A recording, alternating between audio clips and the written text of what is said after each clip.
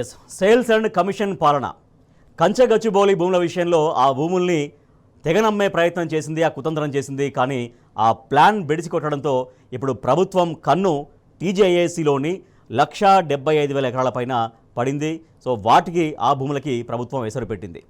So ఇప్పటిదాకా private limited కంపెనీగా ఉన్నటువంటి టీజీఐఏసీని public limited కంపెనీగా మార్చింది. అంతవరకు ఓకే, కానీ అది ఎందుకు పబ్లిక్ డొమైన్లో పెట్టలేదు, ఎందుకు అత్యంత రహస్యంగా దాన్ని ఉంచారు అంటూ ఇవాళ బీఆర్ఎస్ ఎమ్మెల్సీ కల్వకుంట్ల కవిత గారు ప్రశ్నించారు. ఆధారాలతో సహా ప్రభుత్వం పైన ఇటువంటి ఒక భూముల్ని తెగనమ్మే ప్రయత్నం చేస్తోంది అంటూ చాలా స్పష్టంగా ఆరోపణ చేశారు ఎమ్మెల్సీ కవిత. ప్రస్తుతం మా ప్రతినిధి కిరణ్ మనకు అందుబాటులో ఉన్నారు. ఎస్ కిరణ్, సర్కారు కేవలం భూముల్ని అమ్మడం, భూముల్ని కుదోబెట్టడం, భూముల్ని తనఖా పెట్టడం, ఇదే కార్యక్రమం అమలు చేస్తోంది అని మరోసారి ఇవాళ ఎమ్మెల్సీ కవిత గారి ఆరోపణలతో స్పష్టమైనట్టుగా భావించవచ్చా? ఖచ్చితంగా రాజేష్, ఎందుకంటే రాష్ట్ర ప్రభుత్వం, రేవంత్ రెడ్డి ప్రభుత్వం వచ్చినప్పటి నుంచి పూర్తిగా భూములపై గద్దల్లా వాళ్తున్నటువంటి సందర్భాలు అయితే మనకు కనిపిస్తూ ఉన్నాయి. ఇటీవల కంచిగచ్చబౌలికి సంబంధించినటువంటి 400 ఎకరాలను అమ్మేందుకు, ఇటు ప్రైవేటు వ్యక్తులకు అప్పగించేందుకు, లీజుకిచ్చేందుకు కూడా పెద్ద ఎత్తున కుట్రను తెరలేపింది. అక్కడ ఉన్నటువంటి పెద్ద ఎత్తున వన్యప్రాణులను కావచ్చు, అటవీ సంపదను కూడా పూర్తిగా ధ్వంసం చేసినటువంటి పరిస్థితి. ఇదంతా కూడా తనకు రివర్స్ అటాక్ కావడంతో సుప్రీంకోర్టు ముట్టకాయలు వేయడంతో దాన్ని వెనక్కి తగ్గింది. రాష్ట్రంలో అప్పులు పుట్టడం లేదు, పూర్తిగా ఎక్కడికక్కడ దివాలా తీసినటువంటి రాష్ట్ర ప్రభుత్వానికి సంబంధించినటువంటి అంశంలో మరో కుట్రకు రాష్ట్ర ప్రభుత్వం తెరలేపింది.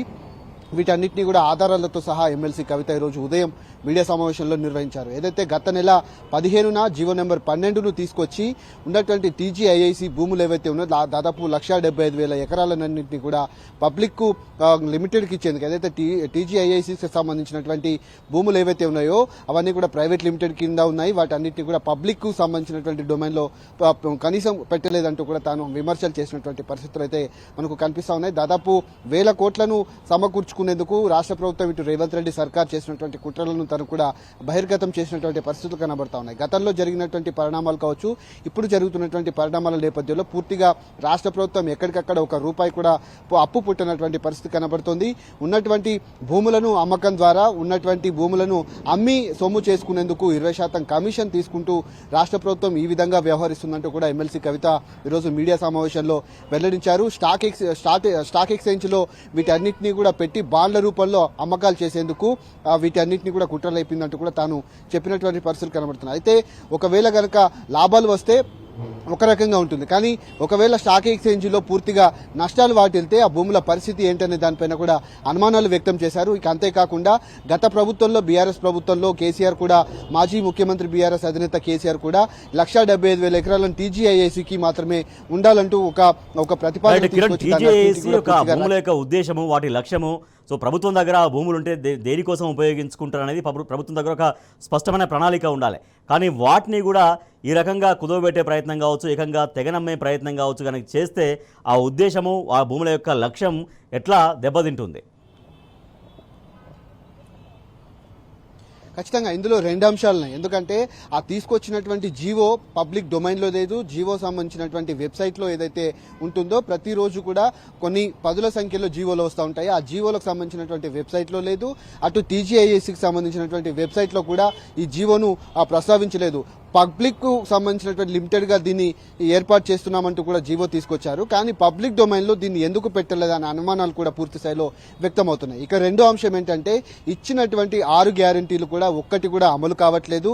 పూర్తిగా రాష్ట్ర ప్రభుత్వం నుంచి అటు జీతాలు చెల్లించడం కావచ్చు, ఇక అంతేకాకుండా పూర్తి స్థాయిలో రాష్ట్ర సర్కారు నడిచేటువంటి పరిస్థితి లేదు. కాబట్టి వీటన్నిటిని అమ్మేందుకు రాష్ట్ర ప్రభుత్వం తెర వెనుక తతంగాలంతా కూడా నడుపుతున్నట్టుగా మనకైతే అర్థమవుతుంది. పూర్తిగా ముందున్నటువంటి ఏదైతే 400 ఎకరాలకు సంబంధించినటువంటి అంశంలో పెద్ద ఎత్తున విమర్శలు వచ్చాయి. ఎక్కడికెక్కడ ఉన్నటువంటి వన్యప్రాణులు కావచ్చు, అక్కడ ఉన్నటువంటి అటవీ సంపదను కూడా ధ్వంసం చేసి తీవ్ర ఇబ్బందులకు అక్కడ గురిచేసినటువంటి పరిస్థితులు అయితే మనకు కనిపించాయి. పెద్ద ఎత్తున పోలీస్ బలగాలను అక్కడ మోహరించి వాటన్నిటిని కూడా చదును చేసినటువంటి సందర్భాలు కనబడటంతో సుప్రీంకోర్టు ఇదంతా కూడా రివర్స్ అటాక్ అయింది. సుప్రీంకోర్టు కూడా మొట్టికాయలు వేయడంతో రాష్ట్ర ప్రభుత్వం వెనక్కి తగ్గింది.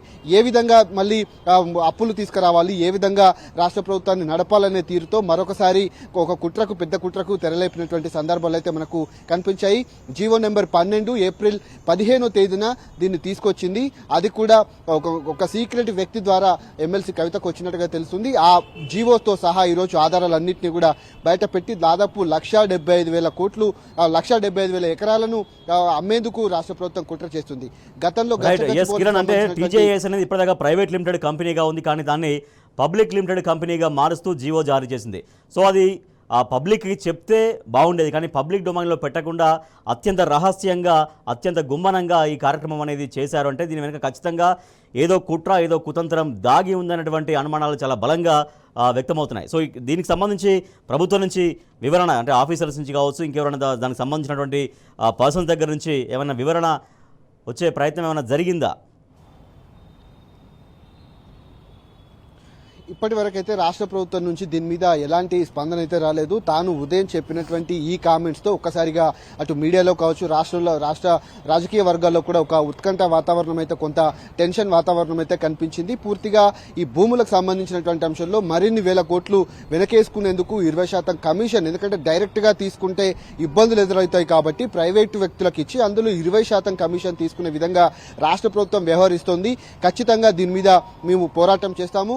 ఉన్నటువంటి ఏదైతే టీజీఐఏసీకి సంబంధించినటువంటి భూములన్నీ కూడా అభివృద్ధికి సంబంధించినటువంటి భూములు కాబట్టి, అది ఇండస్ట్రియల్ కు పరంగా కావచ్చు, లేకపోతే ఇన్ఫ్రాస్ట్రక్చర్ కు సంబంధించినటువంటి భూములు కాబట్టి ఖచ్చితంగా వాటి పరిరక్షణకు ఖచ్చితంగా బీఆర్ఎస్ పార్టీ అండగా ఉంటుంది. వాటన్నిటిని కూడా పరిరక్షించేందుకు మేము ముందుంటామంటూ కూడా తాను చెప్పినటువంటి సందర్భాలు అయితే కనబడుతున్నాయి.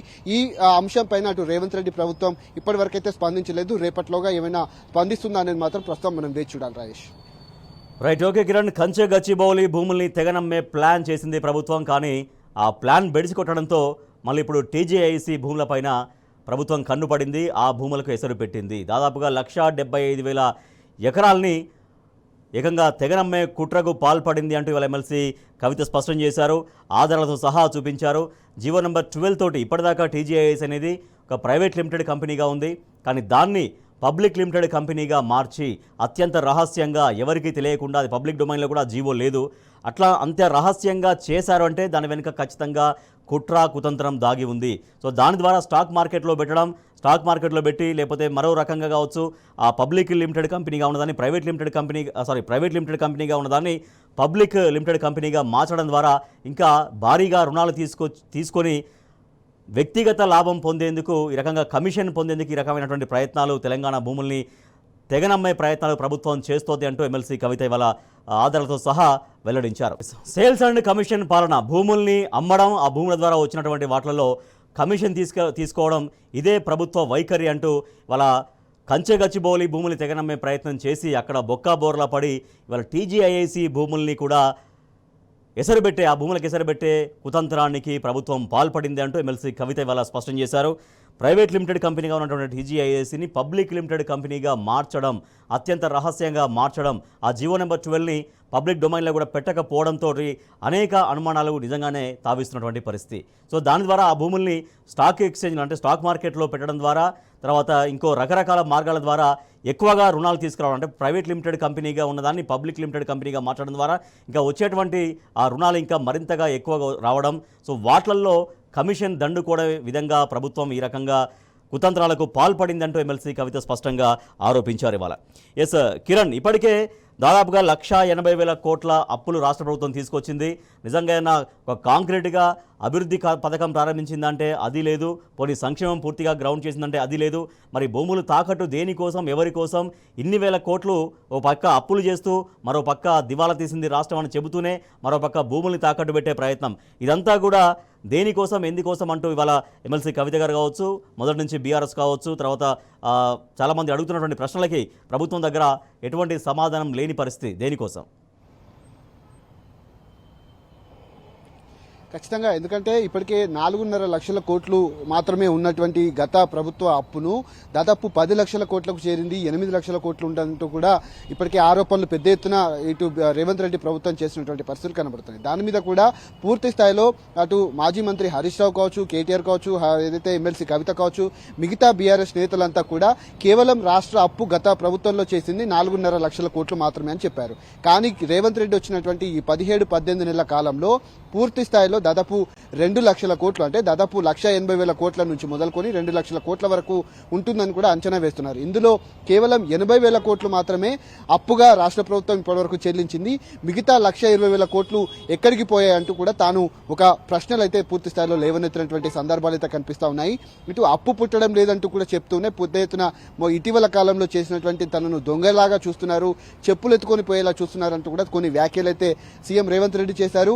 ఆ వ్యాఖ్యలకు సంబంధించి కావచ్చు, చెప్పిన కొద్ది క్షణాల్లోనే 2,000 కోట్ల అప్పును కూడా ఇప్పటికే తీసుకున్నటువంటి రాష్ట్ర ప్రభుత్వం ఈ అప్పునంతా కూడా ఎక్కడ దాచిపెడుతున్నారు, ఎవరికి ఇస్తున్నారు, ఏంటి అనేది మాత్రం ఇప్పటివరకైతే రాష్ట్ర ప్రభుత్వం నుంచి స్పందన అయితే లేదు. ఇక అంతేకాకుండా భూములను అమ్మేటువంటి అంశంలో మాత్రం ప్రైవేటు వ్యక్తులకు, ఎందుకంటే పబ్లిక్ లిమిటెడ్గా మార్చి ప్రజలకు ఉపయోగపడుతుందనే కొంత సానుకూలంగా వాళ్లకు ఉంటుందని చెప్పే ప్రయత్నం చేస్తుంటేనే పూర్తి స్థాయిలో ఉన్నటువంటి అప్పునంతా కావచ్చు, ఉన్నటువంటి నిధులన్నింటి కూడా సమకూర్చుకొని 20% కమిషన్ తీసుకొని ప్రైవేట్ వ్యక్తులకు ఉన్నటువంటి భూములన్నింటి కూడా దారతత్వం చేసే విధంగా రాష్ట్ర ప్రభుత్వం వ్యవహారం ఉంటుందని కూడా పెద్ద ఎత్తున అనుమానాలు అయితే వ్యక్తమవుతున్నాయి. ఇదే అంశాన్ని మా ఉదయం ఎమ్మెల్సీ కవిత చెప్పడం జరిగింది. పెద్ద ఎత్తున ఉన్నటువంటి రాష్ట్ర ప్రభుత్వానికి సంబంధించినటువంటి 6 గ్యారంటీల అమలు కావచ్చు, 420 హామీలు కావచ్చు, అవేవి కూడా పూర్తి స్థాయిలో గ్రౌండ్ లెవెల్లో చేరట్లేదు. రాష్ట్ర ప్రభుత్వానికి సంబంధించి పెద్ద ఎత్తున వ్యతిరేకత జనాల్లో వస్తుంది.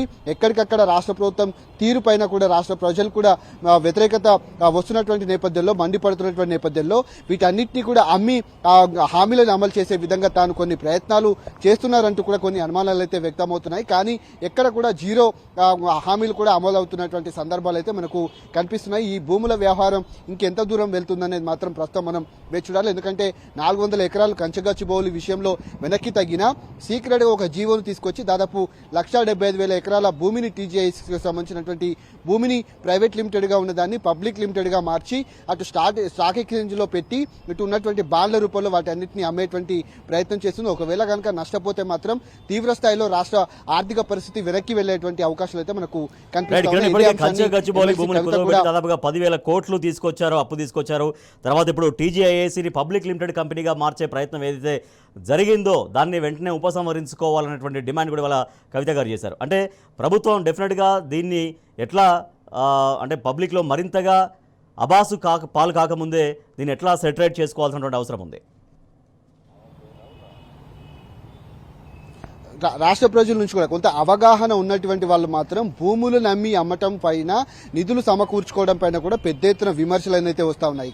కంచగచ్చిబౌలి విషయంలో దాదాపు ఏదైతే 10,000 కోట్లు ఇప్పటికే రుణాలు తీసుకున్నారు, స్టాక్ ఎక్స్చేంజ్లో పెట్టి బాండ్ల రూపంలో 10,000 కోట్లు తీసుకున్నారు. ఆ 10,000 కోట్లు ఎక్కడికి పోయాయి? ఎందుకంటే ఆ ఉన్నటువంటి భూమిని అంతటినీ కూడా ఎక్కడికక్కడ ఉన్నటువంటి పనులను చదువు చేసేటువంటి పనులన్నింటినీ కూడా సుప్రీంకోర్టు ఆపివేయాలని కూడా ఆదేశాలు జారీ చేయడంతో అక్కడి వరకు అయిపోయింది. ఆ తీసుకున్నటువంటి 10,000 కోట్లు ఎక్కడికి పోయాయి? ఇక అంతేకాకుండా ఇప్పుడు 1,75,000 ఎకరాలకు సంబంధించినటువంటి బాండ్ల రూపంలో తీసుకొచ్చేటువంటి డబ్బులను కావచ్చు, నిధులు కావచ్చు, ఎక్కడికి వెళ్తాయంటూ కూడా తాను ప్రశ్నించినటువంటి నేపథ్యంలో పూర్తిగా రాష్ట్ర ప్రభుత్వం మీద తీవ్ర ఒత్తిడి అయితే పెరుగుతుంది. రాష్ట్ర ప్రజల నుంచి కూడా రేపటి నుంచి ఈ అంశం తెర మీదకి వచ్చేటువంటి అవకాశం ఉంటుంది. పెద్ద ఎత్తున ఒత్తిడి వచ్చేటువంటి అవకాశాలు అయితే కనబడుతున్నాయి. తెర వెనుక వేసేటువంటి ఈ మంత్రాంగం అంతా కూడా తెర వెనుక వేసేటువంటి ఈ ప్రయత్నాలన్నీ కూడా రాష్ట్ర ప్రజలు పూర్తి స్థాయిలో గమనిస్తూ ఉన్నారు. అటు బీఆర్ఎస్ పార్టీ కూడా దీని మీద పోరాటం చేసేటువంటి అవకాశాలు అయితే కనబడుతున్నాయి. ఈ రోజు వెల్లడించినటువంటి అంశాలు ఒక రాష్ట్రంలో రాజకీయాల్లో కూడా పూర్తి స్థాయిలో ఒక పెద్ద కుట్రగా మనం అయితే భావించవచ్చు.